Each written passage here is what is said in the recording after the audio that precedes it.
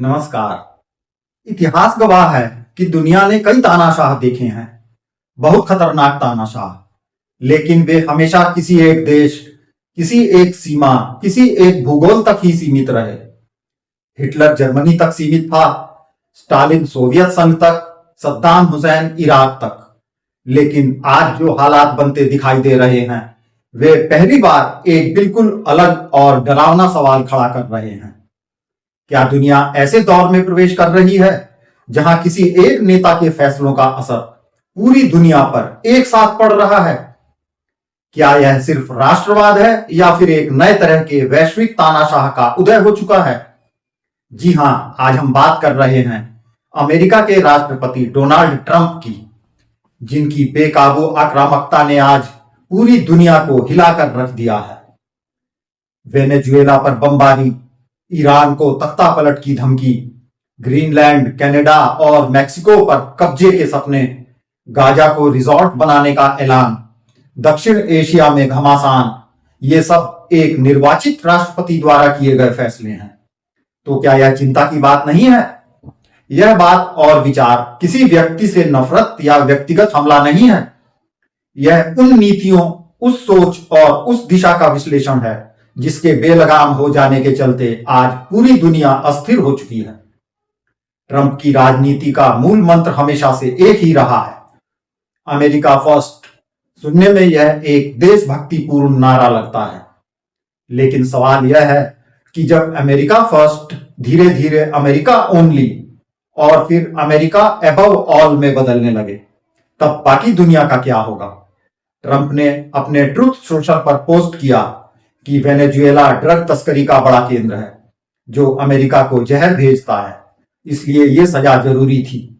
ताजा खबरों के अनुसार 30 जहाजों से टॉमहॉक क्रूज मिसाइलें दागी गईं। मादुरो ने संयुक्त राष्ट्र की आपात बैठक बुलाई और कहा, यह साम्राज्यवादी हमला है जो अंतर्राष्ट्रीय कानून का खुला उल्लंघन है। लेकिन ट्रंप का असली मकसद क्या था?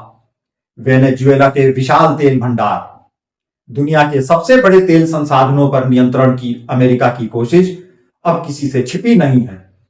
नवंबर 2025 में ही ट्रंप ने खुले तौर पर मादुरो को सत्ता से हटाने की चेतावनी दे दी थी। वैसे तो ट्रंप के पहले कार्यकाल में ही हमने उनके लक्षण देख लिए थे। ईरान न्यूक्लियर डील से बाहर निकलना, यरूशलेम को एक तरफा तरीके से इजराइल की राजधानी मानना, नाटो जैसे सैन्य संगठनों को खुलेआम अपमानित करना और व्यापार युद्धों की शुरुआत। लेकिन अब दूसरे कार्यकाल के संदर्भ में जो संकेत मिल रहे हैं, वे कहीं ज्यादा आक्रामक और अस्थिर करने वाले हैं। अंतर्राष्ट्रीय थिंक टैंक्स, रक्षा विशेषज्ञ और वैश्विक अर्थशास्त्री चेतावनी दे रहे हैं कि यह दौर पहले से ज्यादा जोखिम भरा हो सकता है। वेनेजुएला को ही देख लीजिए, दुनिया के सबसे बड़े तेल भंडारों में से एक, वर्षों से अमेरिकी प्रतिबंधों में घिरा देश। ट्रंप कई बार खुलकर यह कह चुके हैं कि वेनेजुएला की सरकार अवैध है और वहां बदलाव जरूरी है। अंतर्राष्ट्रीय विश्लेषकों का मानना है कि जब किसी देश को लगातार ड्रग स्टेट, अवैध शासन और वैश्विक खतरा बताया जाता है, तो वह सिर्फ बयानबाजी नहीं होती, वह भविष्य की कार्रवाई के लिए नैरेटिव तैयार करना होता है। यही मॉडल हमने इराक में देखा, लीबिया में देखा था। ईरान के मामले में भी कहानी अलग नहीं है। ईरान का न्यूक्लियर प्रोग्राम, उसका क्षेत्रीय प्रभाव और उसका तेल, ये तीनों चीजें अमेरिका की रणनीतिक सोच के केंद्र में हैं। ट्रंप ने स्पष्ट चेतावनी दी है कि अगर तेहरान में तख्ता पलट की मांग करने वाले प्रदर्शनकारियों को कुचला गया तो अमेरिका सीधा हस्तक्षेप करेगा। ट्रंप की भाषा हमेशा से साफ और कठोर रही है, या तो हमारी शर्तों पर चलो या परिणाम भुगतो। विशेषज्ञ मानते हैं कि इस तरह की नीति बातचीत की गुंजाइश कम करती है और टकराव की संभावना बढ़ा देती है। अफगानिस्तान का बगराम एयरबेस, जिसे अमेरिका 2021 में छोड़ चुका था, आज फिर रणनीतिक चर्चाओं में है।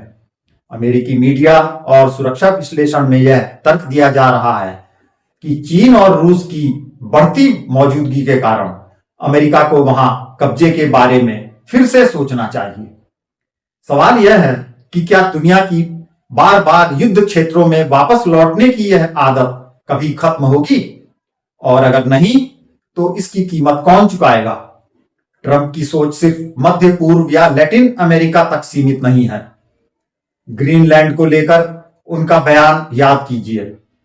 खरीदने की पेशकश और जब मना किया गया तो नाराजगी। यह कोई मजाक नहीं था, यह आर्कटिक क्षेत्र में बढ़ती राजनीतिक प्रतिस्पर्धा का संकेत था, जहां रूस, चीन और नाटो देश पहले से ही आमने सामने खड़े हैं। कनाडा और मेक्सिको को लेकर दिए गए बयान, पनामा कैनाल पर नियंत्रण की बातें, ये सब उसी मानसिकता को दर्शाती हैं जहां ताकत को ही नीति माना जाता है। और अब अगर हम गाजा और फिलिस्तीन की बात करें तो यह शायद सबसे विस्फोटक मोर्चा है। ट्रंप की मध्य पूर्व नीति को कई अंतरराष्ट्रीय विश्लेषकों ने रियल एस्टेट माइंडसेट डिप्लोमेसी कहा है, जहां जमीन, संसाधन और रणनीतिक लाभ मानवीय त्रासदी से ऊपर रखे जाते हैं। अगर इस क्षेत्र में जबरन समाधान थोपे गए तो यह सिर्फ एक स्थानीय संघर्ष नहीं रह जाएगा, बल्कि पूरा इस्लामिक विश्व प्रतिक्रिया अवश्य देगा और दुनिया एक बड़े टकराव की ओर खिसक सकती है। इधर मैक्सिको सीमा पर और भी कठोर दीवार बनाकर आक्रामक प्रतिकार की धमकियां दी जा रही हैं। पाकिस्तान में अमेरिकी गुप्त बेस की खबरें आ रही हैं, जिनका इस्तेमाल बांग्लादेश और दक्षिण पूर्व एशिया में हस्तक्षेप के लिए किया जा रहा है। लेकिन ट्रंप की ताकत सिर्फ मिसाइलों और बमों तक ही सीमित नहीं है। उनका सबसे खतरनाक हथियार है अर्थव्यवस्था। टैरिफ प्रतिबंध, व्यापार युद्ध, चीन के साथ ट्रेड वॉर ने पूरी वैश्विक सप्लाई चेन को हिला दिया है। यूरोप पर लगाए गए शुल्क, विकासशील देशों पर दबाव, इन सबका असर सिर्फ उन देशों पर नहीं पड़ा, बल्कि खुद अमेरिका के आम नागरिकों पर भी महंगाई के रूप में दिखाई दे रहा है। अंतरराष्ट्रीय संस्थाओं ने चेताया है कि इस तरह की आर्थिक आक्रामकता वैश्विक मंदी के जोखिम को बढ़ा देती है। और अब एक नया मोर्चा भी खुलता दिख रहा है, खनिज और दुर्लभ संसाधनों का। Lithium, cobalt, rare earth metals, green energy के नाम पर एक नई तरह की संसाधन राजनीति शुरू हो चुकी है। अफ्रीका, ग्रीनलैंड, लैटिन अमेरिका और यहां तक कि भारत जैसे देशों के संसाधन भी इस वैश्विक खींचतान का हिस्सा बनते जा रहे हैं। अब सवाल यह है कि क्या यह सचमुच हरित भविष्य की लड़ाई है या फिर साम्राज्यवाद का एक नया रूप? भारत के लिए यह समय बेहद संवेदनशील है। ऊर्जा सुरक्षा, क्षेत्रीय स्थिरता और रणनीतिक स्वतंत्रता तीनों एक साथ चुनौती में है। मध्य पूर्व में अस्थिरता का सीधा असर भारत की अर्थव्यवस्था पर पड़ता है। अफगानिस्तान, पाकिस्तान क्षेत्र की हलचल हमारी सुरक्षा से सीधे जुड़ी है और वैश्विक ध्रुवीकरण में फंसना हमारे लिए सबसे बड़ा खतरा हो सकता है। अब सबसे बड़ा सवाल, क्या हम तीसरे विश्व युद्ध की ओर बढ़ रहे हैं? ईमानदारी से सीधा जवाब है, अभी तो नहीं। लेकिन इतिहास हमें यह भी सिखाता है कि युद्ध अचानक नहीं होते, वे धीरे धीरे इसी तरह की नीतियों, अहंकार और गलत फैसलों के ढेर पर खड़े होते हैं। राहत की बात यह है कि अमेरिका में अब भी चेक्स एंड बैलेंस के विकल्प मौजूद हैं। वहां की कांग्रेस, सुप्रीम कोर्ट, चुनावी प्रक्रिया, ये संस्थाएं किसी भी नेता की निरंकुशता पर लगाम लगाने की क्षमता रखती हैं। लेकिन सवाल यह है कि क्या वे समय रहते ऐसा कर पाएंगी? क्योंकि अगर देर हो गई तो नुकसान की भरपाई आसान नहीं होगी। हमारी आज की बातचीत का मकसद समूची दुनिया को और आप सभी को डराना नहीं, बल्कि चेताने के लिए है।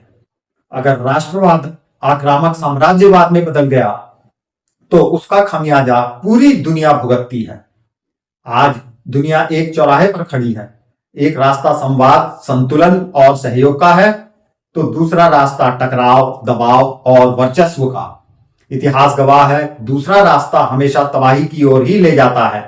वैसे इस बारे में आपकी अपनी खुद की क्या एनालिसिस और भविष्यवाणी है?